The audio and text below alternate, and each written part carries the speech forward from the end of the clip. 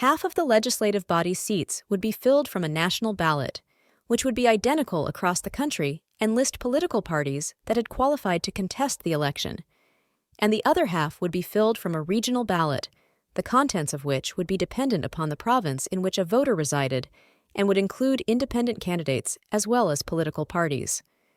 A third ballot would be used for provincial legislature elections, which were also being held that day. Another significant difference with the upcoming election is that it was the first since the ANC took power in 1994 that the party was in danger of not winning an outright majority in the National Assembly. The party had seen its support erode over the years because of reasons such as the parade of corruption scandals, a lack of economic progress, and persisting inequalities among the country's peoples. After 30 years, many South Africans were frustrated with the status quo under the ANC-led government.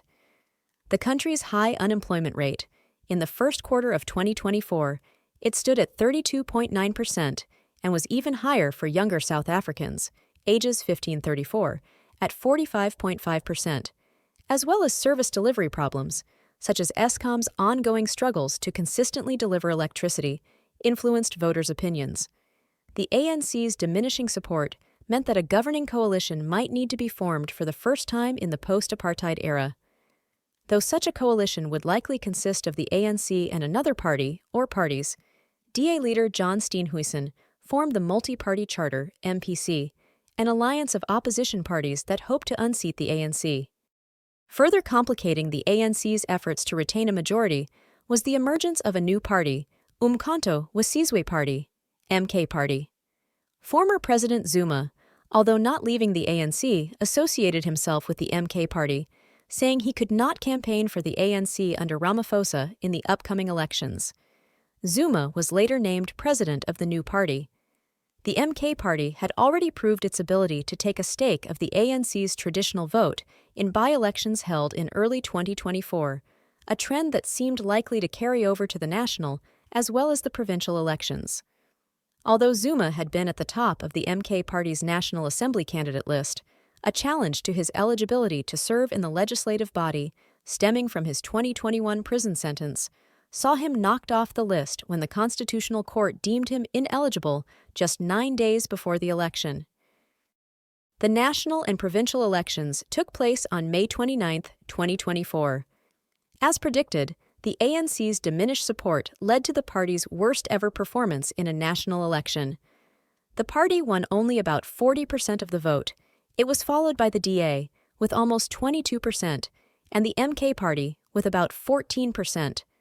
As the ANC was not able to win a majority of National Assembly seats, the country awaited the outcome of discussions to form a governing coalition. Though a partnership between the ANC and DA made sense from the standpoint of having the greatest numbers in the National Assembly, some ANC members were strongly resistant to the idea of working with the DA, which they viewed as serving the interests of the wealthy and the minority white population. Such a partnership also risked upsetting the ANC's traditional allies, the South African Communist Party, SACP, and the Trade Union Federation COSATU for similar reasons. On June 6, Ramaphosa announced that the ANC would work toward the formation of a Government of National Unity, GNU, rather than a governing coalition with just one or more partners, and invited the other political parties to enter into talks with the ANC to join. Pursuing a GNU that might include the DA, as well as other parties, would presumably be more palatable to ANC members and allies than a governing coalition comprising only the ANC and DA. Negotiations continued over several days, with clear lines being drawn between the DA and the EFF, both of which refused to work with the other, among others, in part because of their diametrically opposed objectives.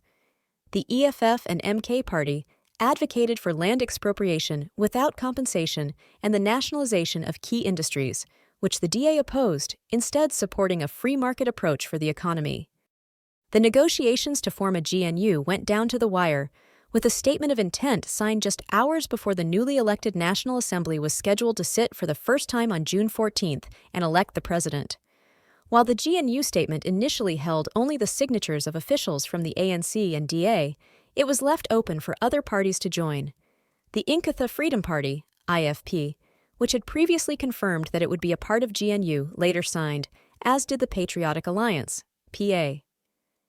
The EFF and several other smaller parties formed what they called the Progressive Caucus, which planned to serve as the opposition in the new parliament. Late in the night on June 14th, the National Assembly re-elected Ramaphosa as the country's president. He handily defeated the EFF's Malema, who was the only other nominee. In the coming days, the Good political party also joined the GNU, which now held just more than two-thirds of the seats in the National Assembly. Ramaphosa was inaugurated for his second term as president on June 19th. Meanwhile, Zuma and the MK party claimed, without providing any evidence, that the election had been rigged and that the party had actually won a much greater percentage of the vote.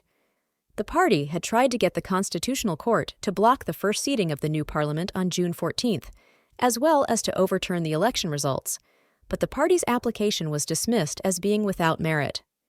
The MK party boycotted the June 14th parliament session, so its 58 newly elected members of the National Assembly were not sworn in with the rest of the body's members that day. 2 days later, however, the MK party announced that its parliamentarians would be sworn in at a later date and that the party would join the Progressive Caucus.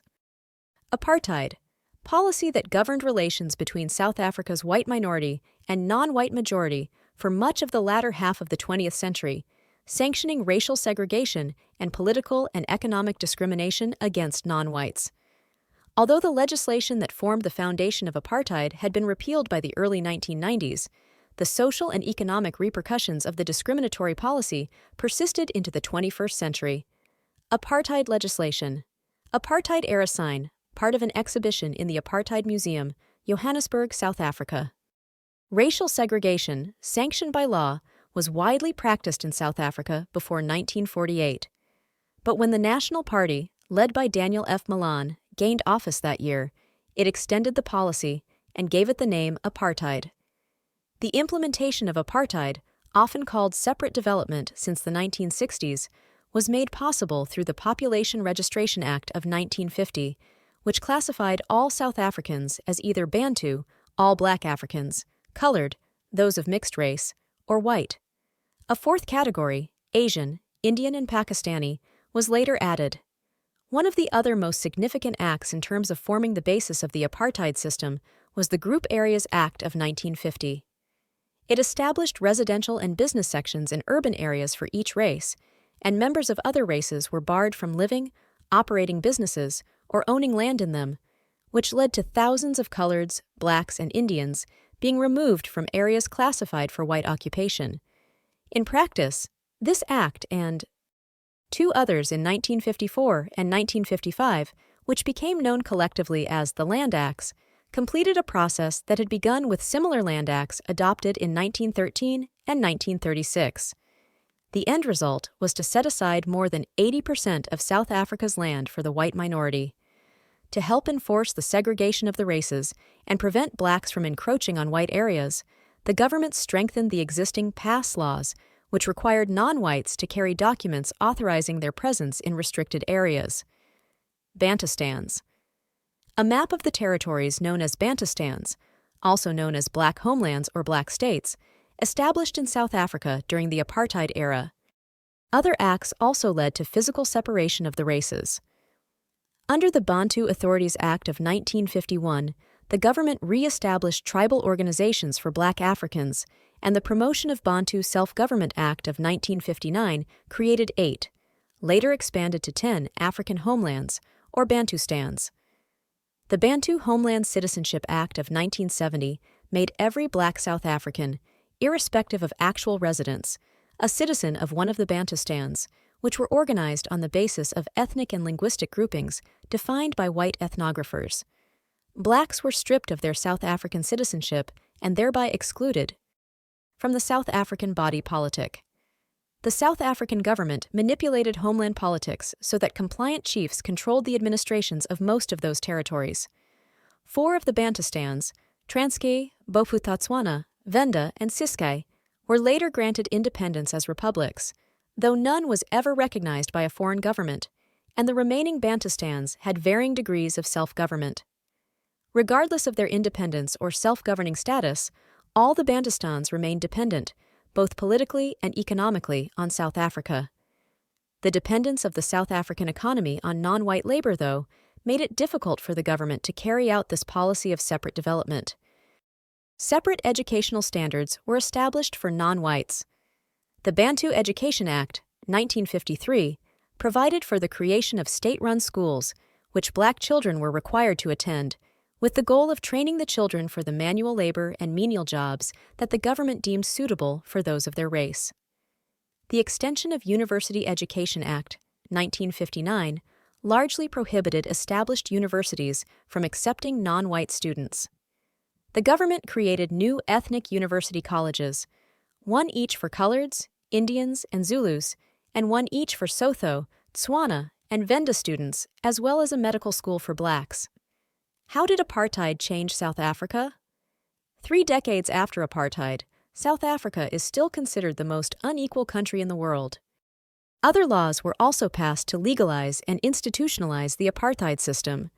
The Prohibition of Mixed Marriages Act, 1949, and the Immorality Amendment Act, 1950, prohibited interracial marriage or sex. The Suppression of Communism Act, 1950, defined communism and its aims broadly to include any opposition to the government and empowered the government to detain anyone it thought might further communist aims. The Indemnity Act, 1961, made it legal for police officers to commit acts of violence, to torture, or to kill in the pursuit of official duties. The policies dictating the physical and political separation of racial groups were referred to as Grand Apartheid, while the laws and regulations that segregated South Africans in daily activities were known as Petty Apartheid. For example, those that dictated which transportation, recreation, or dining options one could utilize based on race. Uncovering apartheid history in Cape Town's District 6 black activists, including Nelson Mandela, were imprisoned in Cape Town, South Africa, and nearby Robben Island. Aftermath of the deadly Sharpeville demonstration, the wounded being tended to after police opened fire on an anti-apartheid demonstration in Sharpeville, South Africa, 1960. Although the government had the power to suppress virtually all criticism of its policies, there was always some opposition to apartheid within South Africa. Black African groups, with the support of some whites, held demonstrations and strikes, and there were many instances of violent protest and of sabotage. One of the first, and most violent, demonstrations against apartheid took place in Sharpeville on March 21, 1960. The police response to the protesters' actions was to open fire, killing about 69 black Africans and wounding many more. An attempt to enforce Afrikaans language requirements for black African students led to the Soweto Uprising in 1976.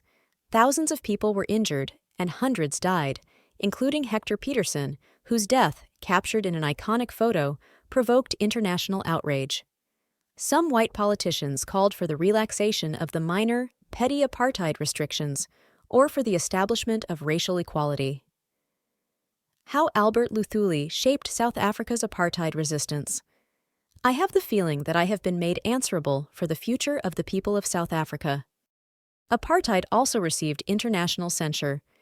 South Africa was forced to withdraw from the Commonwealth in 1961 when it became apparent that other member countries would not accept its racial policies. The United Nations General Assembly denounced apartheid in 1973. 4 years later, the UN Security Council voted unanimously to impose a mandatory embargo on the export of arms to South Africa. In 1985, both the United Kingdom and the United States imposed selective economic sanctions on South Africa. In response to these and other pressures, the South African government abolished the pass laws in 1986, although blacks were still prohibited from living in designated white areas, and the police were granted broad emergency powers. The end of legislated apartheid. Apartheid Museum, Johannesburg, South Africa. Nelson Mandela. Several months after his release from prison, Nelson Mandela addressed the Special Committee Against Apartheid, convened in his honor at the UN General Assembly on June 22, 1990, in New York City. He later became president of the African National Congress and then president of South Africa.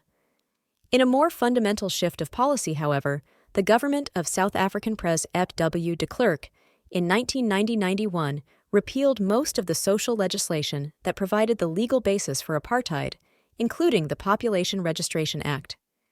Systematic racial segregation remained deeply entrenched in South African society, though, and continued on a de facto basis.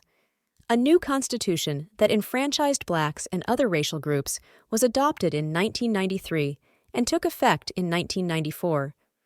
All-race national elections, also in 1994, produced a coalition government with a black majority led by anti-apartheid activist Nelson Mandela, the country's first black president. These developments marked the end of legislated apartheid, but not the end of its entrenched social and economic effects. South Africa's journey is a testament to the power of human spirit. Let's honor the past and embrace the future. Together, we can build a brighter tomorrow. As we reflect on South Africa's past, let's remember the sacrifices made and the lessons learned.